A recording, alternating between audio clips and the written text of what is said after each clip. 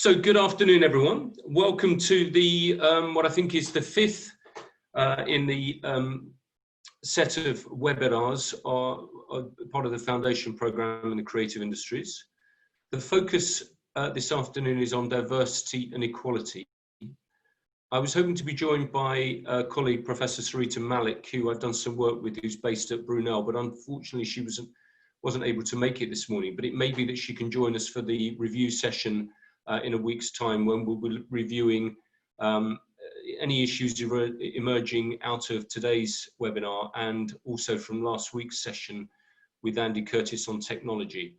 The recording of last week's session will be going up on YouTube shortly, together with the recording of today's session. So let me crack on and focus on diversity and equality in the creative industries today. We're going to start by doing a short poll, which is why I was very keen to make sure that we had a fair number of people present in the room to make it worthwhile. But let's crack on with the number we've got here. So to start with, let's just see if I can move my slides forward. A quiz. So as we know from previous sessions, the creative industries are a real economic powerhouse for the economy. They generate £111 billion annually. And the quiz isn't to ask people again which sectors they're bigger than, but I mean, suffice it to say that that £111 billion annually is much greater than life sciences, much greater than oil and gas, much greater than automotive, and indeed I think is bigger than all three of those combined. So I've just been joined in the same room as me by Andrew Chitty, but Andrew Chitty actually needs to log in order to participate in this quiz. So I might pause for a second and hope that he joins us. I'll carry on asking the question. So the question here, of that £111 billion that is generated by the creative industries, how much of that is generated in London? Is it A, 26 billion, B, 36 billion, or C, 56 billion? I'm now going to invite Nathaniel to put up a poll through which you will be able to, in which you'll be able to participate and give your responses. So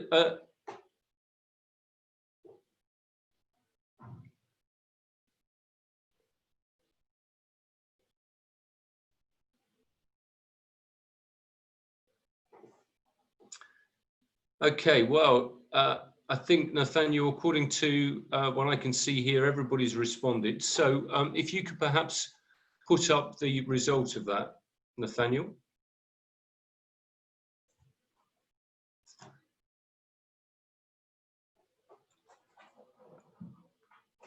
And the answer is 56 billion, 66 billion, you are correct.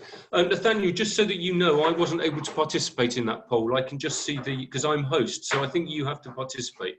But anyway, I'll carry on. If it's a glitch in the system and we haven't got it quite right, not to worry.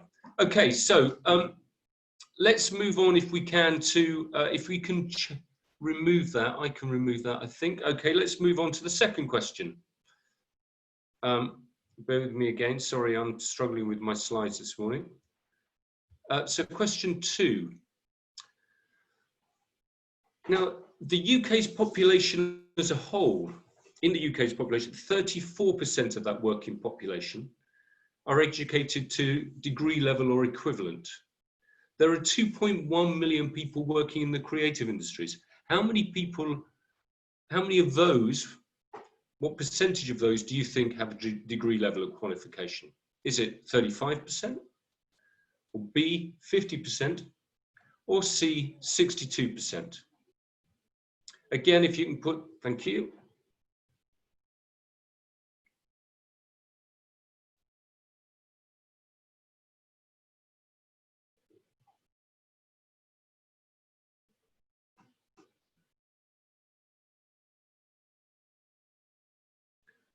Still got a couple of people who haven't voted. Maybe they're sitting on the fence or they're not sure. One more person, I think, hasn't voted. Okay, that's everyone. So, interesting split there. Most people got the answer right. It is 62%. So let's move on to the third question. And I'll be covering all of these, by the way, as we go through the lecture. But I wanted to get people thinking about some of these issues. So again, looking at the UK's working population as a whole, 12% are from Black, Asian, or define themselves as Black, Asian, or minority ethnic. In the creative industries, it's a different figure. Which do you think it is? 6%, 11%, or 13%?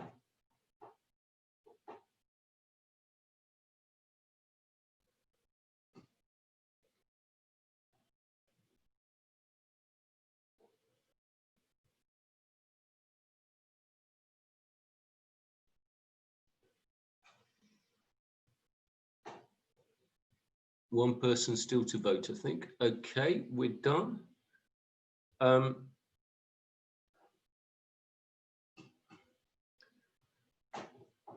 So interestingly enough, 80% of you think that there are half as many Black, Asian, and minority ethnic people in the creative industries as there are in the rest of the population. The correct answer is 13%. There are more people, more BAME people working in the creative industries than in the economy as a whole. That might surprise some people, but that's an interesting fact. So let's crack on. So today, what are we going to do today? I'm going to run through really just an overview, very quick overview, lots of facts and figures today. If you want to note all of these things down, great, but don't worry, you'll get copies of this afterwards. The idea is to give you lots of information so that we can have a more informed conversation in the future around diversity and equality, or as I'm describing it here, diversity and inequality in the creative industries. And we're looking at that diversity by geography, by type of business, or as it were, business activity, education and social class and social mobility, and by ethnicity, gender, and disability. So let's start by looking at geography. I'm going to start by showing you, this is a map that's produced by Nesta's Creative Nation report from a couple of years ago. Many of you will be familiar with it. They've identified 47 places around the UK that have what they consider to be clusters. Some contention here. I think Dundee, for example, isn't included, bizarrely.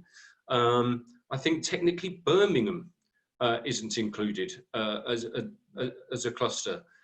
So there are some anomalies here, but I mean, suffice to say, what I've identified is, as it were, places around the country that don't have clusters.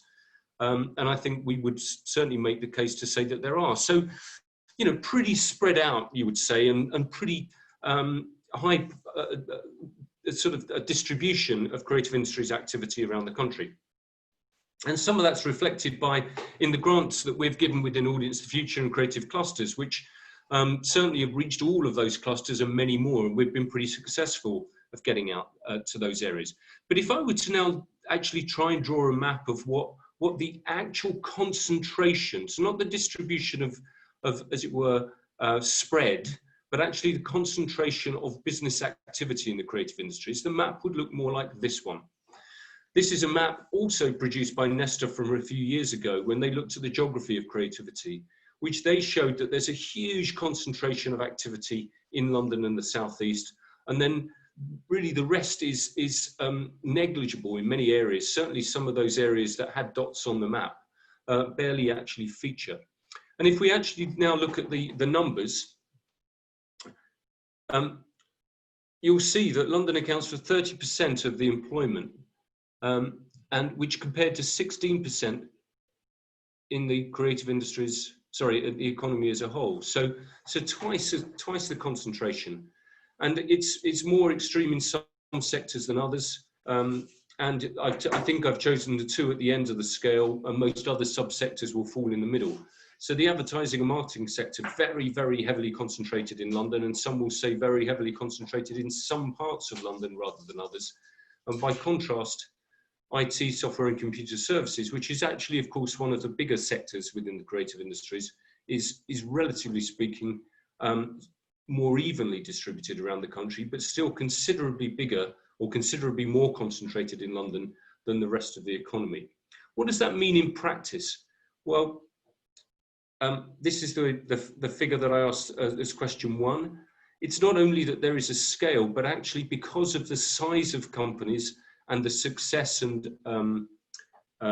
economic power of those companies, London actually accounts for more than 50% of the gross value added from the creative industries. So a real concentration. What does that mean in practice? These are actually quotes from a report that the Policy and Evidence Centre, the PEC, produced some months ago now. I think it was one of their first reports by Bruce Tether looking at regional distribution of creative industries. And as it says, London accounts for more than twice the employment, and as I said, more than 50% of the GVA, more than 50%. And this is the implication. So, you know, in terms of the levelling up agenda and the levelling up challenge that we have, there is a considerable amount of work to do over a long period to try and address the uneven distribution and uneven productivity of creative industries in the UK. So that's the first thing, geography. Now let's move on to the next one, business profile, the business shape of creative industries. So here, it's really looking at the makeup of creative industries. And in many senses, you know, is this about inequality? Is this about diversity? How typical are creative industries from the rest of the economy? In many senses, they're not untypical from many other sectors. Most of the economy actually in the UK, regardless of the creative industries, is made up of micro businesses employing fewer than 10 staff. It is slightly more accentuated in the creative industries than it is in many other sectors. What that means, obviously, in practice is that a very, very large number have a very small turnover, and there are twice as many self-employed or freelance people in the creative industries as defined, I think, by the labour force survey than in the rest of the economy. Now, I just want to pause on that because I think, you know, at any one time, that means the sector is very, very precarious. It means that companies that have less than £250,000 as a turnover won't have a chance to build reserves.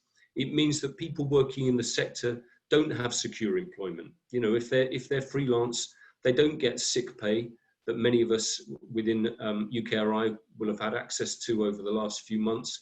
They won't have the support structures that exist. They won't be paying into, or won't have employers paying into pensions for them. And I just want to pause on that in the context of COVID-19 at the moment. I think, you know, it's fair to say that most of the people in our sector, or twice as many in our sector than in the rest of the economy, will really be struggling as a result of COVID-19. The Creative Industries Federation produced a report which showed that 280,000 people could lose their jobs or lose work. 280,000 freelancers could lose work as a result of COVID-19. So this is the point I wanted to highlight here in terms of inequality, was that we are a sector within which there are a large number of precarious workers that when a crisis like COVID-19 comes along could have a really big impact. And I just want to have a look at that in terms of sectors. So this is the distribution of employment. These figures are slightly out of date, so the totals aren't quite right.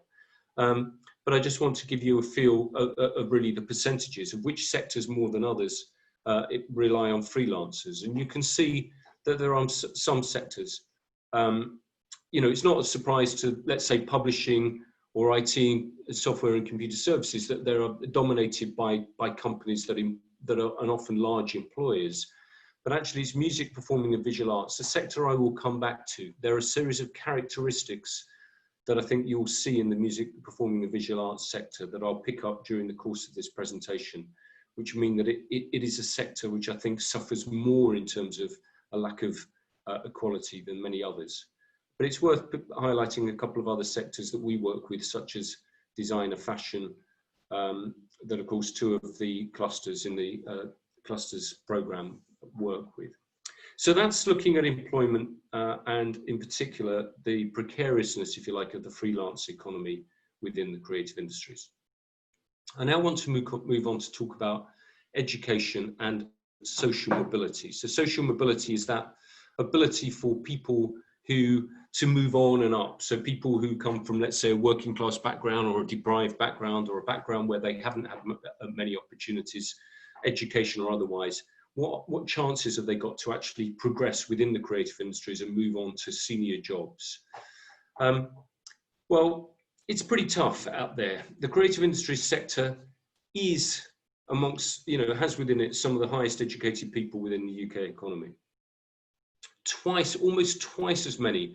So I think you all got this question right. 62% are educated to degree level or equivalent or above, compared to 34% across the whole economy.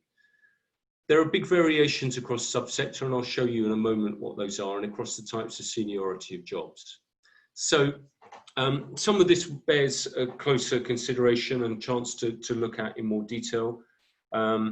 But I'll just leave some of these up here for people to look at, and we might pick these up at the next session.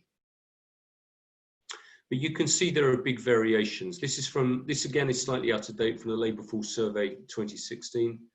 This is work that was undertaken by Kate O'Connor, who is, some of you will know, certainly Helen will know, is chair of the industry group for XR Stories, but has got a background in skills and labour force research.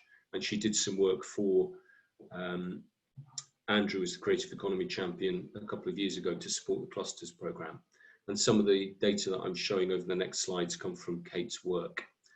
So these highlight here that in key sectors like architecture, where it requires quite a considerable amount of training, actually specialised training to get on, you can see that it's high. Although interestingly enough, in areas like design, that's not the case, despite the fact that that's important in design as well. There are a large number of people who at least call themselves designers or work in the design sector who aren't as well qualified as, let's say, architects are, but still quite considerably higher than the rest of the economy. This is an image from a report that the PEC have recently published. In fact, I got an email today from the PEC, as many of you will have done, highlighting this report, which was actually published 4 or 5 weeks ago. This looked at the class origin, if you like, of people of working in the creative industries. So this would have been, and there was some publicity around this. David Olusoga, who gave the lecture, McTaggart lecture at the Edinburgh International TV Festival, and has recently come onto the AHRC Council, described himself as working class. Of course, he was referring to, as it were, his origins, and I think this is the definitions that would have been used by the PEC here. I haven't got it to hand, but you can see the distinctions: privileged, intermediate, and working class. And you can see that within the creative occupations, which cover across the creative economy, not just the creative industries, in creative occupations, far larger number of people in those creative occupations actually come from what are considered to be privileged, the privileged class, and far fewer from the from working class. And it's particularly, and again, huge variations. The PEC report is worth looking at in some detail, and you can see those variations. You won't be surprised to see that there are certain jobs rather than others.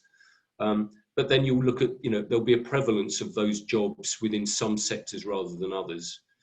That means that there will be some sectors, and publishing is one, where they are dominated by people from what are described as the privileged classes or privileged class here.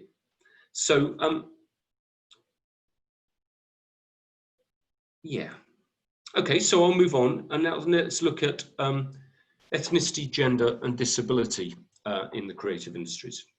So the first thing to note, as I said before, most people got this one wrong.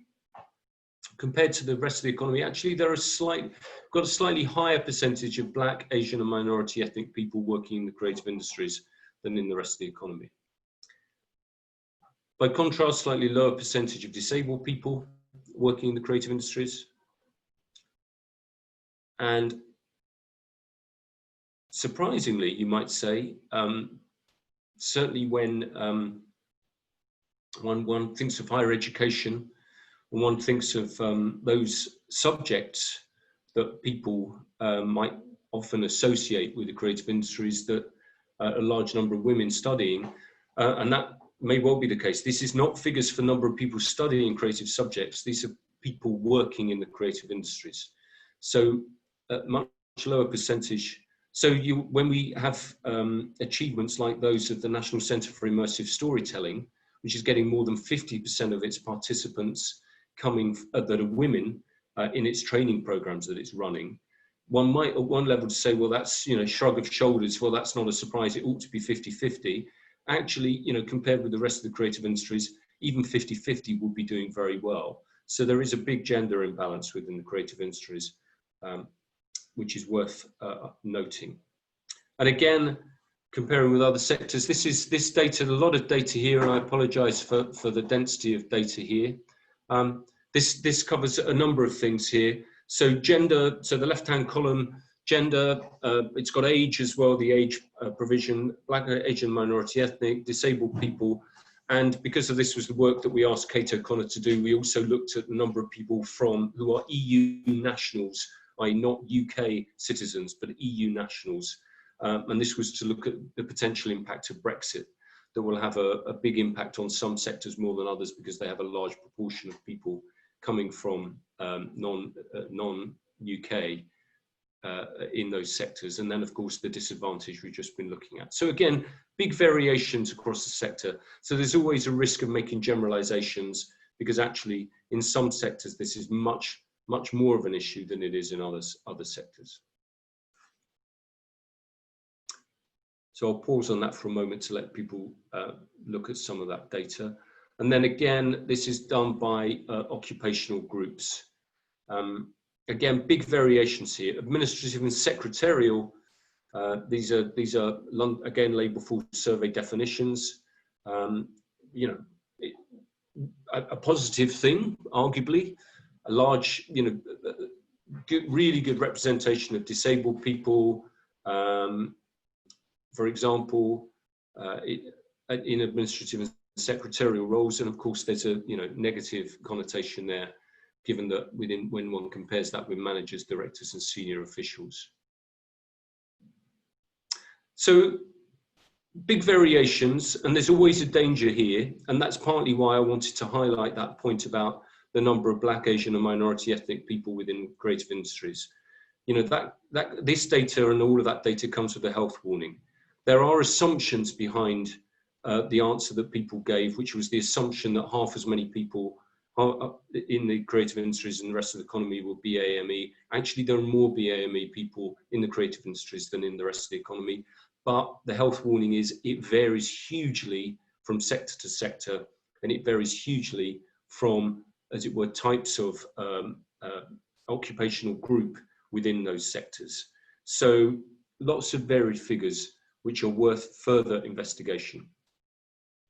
So that's pretty much everything I wanted to cover today, a sort of short, sharp overview, but let me run through some of the highlights that I've covered today. So I think it's fair to say, and it isn't an overstatement to say that we work in and we support a highly unequal sector with lots of inequalities running through the sector, not just in terms of those traditional measures that we might look for, like disability, but actually things like geography as well.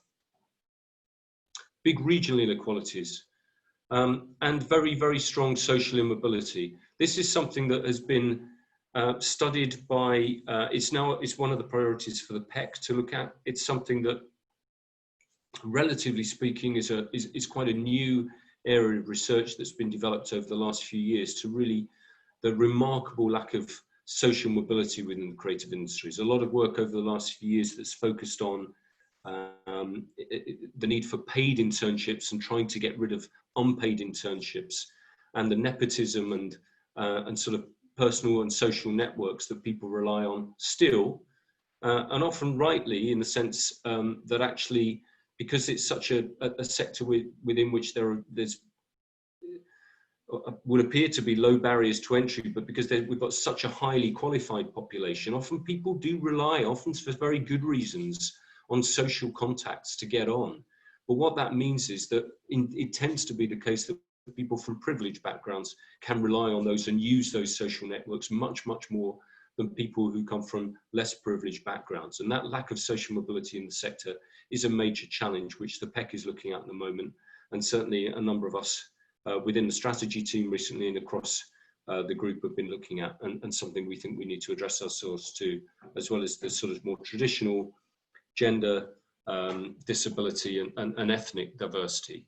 And I think, as we've seen, very mixed results there, real variation across subsectors that requires further research. And I think it's fair to say, notwithstanding all of the research, all of the data I've shown you today, that the consensus, if you like, the absolutely shared view is that this is an area which has not been well researched. I mentioned Sarita Malik. The first thing that Sarita Malik says when she gives any lecture on diversity in the creative industries is to say there's very, very little data on the level of ethnic diversity within the creative industries. And what data we have is very, very uneven. So everything I've shown you today, in a sense, comes with a health warning. This is relatively new research, it's relatively patchy research, and it's something that deserves greater level of attention and greater level of research in order that we can more confidently make some of the assertions, or even some of the, and to disabuse us of some of the incorrect ideas or assertions that we make that aren't backed up by evidence. So we need to be careful, and we need to do that research. Having said all of that, I think it's fair to say there are multiple inequalities within the creative sector, and that clearly in policy terms, there are big challenges we need to address ourselves to. I just want to finish up with something that struck me as a remarkable sort of fact that came to light during COVID-19, but that really highlights for me the not just the multiple inequalities, but actually the way in which I think the correct term that I'm always uncomfortable with it because I'm never sure what it means is intersectionality, which is actually the layering on top of each other of inequalities for people that actually might be, for example, Black, come from a deprived background, live outside of London, and so on and so forth. That actually means that there are multiple inequalities, which mean that very large number of people that want to get on this sector or in the sector that want to proceed, want to progress, are unable to do so. So this is just, I just want to pause on this for a moment. And I mentioned the sector, here that we're talking about. So Arts Council National Portfolio Organisations. These are the organisations that are in receipt of regular core funding from the Arts Council. So this is the sector. The Arts Council funds people in the sector, which is music, visual and performing arts. So if you remember, and I'm not going to go back over the data now, but that sector was one which had a very, very large number of freelancers in it. That was the sector which, again, we're looking at the PEC data, has a very, very large number of very well qualified people in it. And it is also a sector that's very heavily concentrated in London. So it's a sector which has in it relatively few Black, Asian and minority ethnic people. But what's remarkable, I thought, was that 86% of those Black, Asian and minority ethnic people that are in a sector are actually freelance. So I think the figure was, so just, I'm going to pause on this again, because I've got the number to hand. If you recall, BAME people in the sector is higher in the creative industries than in the rest of the economy. Across the whole economy, it's 12%. In the arts sector, it is 7%. So only 7% of people in the arts sector are BAME. 86% of those, and in fact more than those, will be freelance. So that's that sense of layering, which means that within some sectors more than others, some of the challenges and inequalities I've outlined would just be much, much more severe than in other sectors. And I just wanted to leave that with people, as I say, some big challenges to address there. So that's me done. I'm going to pause. As before, I'd encourage everybody to please put comments in the chat box, things that you'd like to pick up on in future, the next session, which will be much more of a discussion session. So please spend a few minutes identifying those things. And if there are things that people would like me to respond to now, I will seek to do so.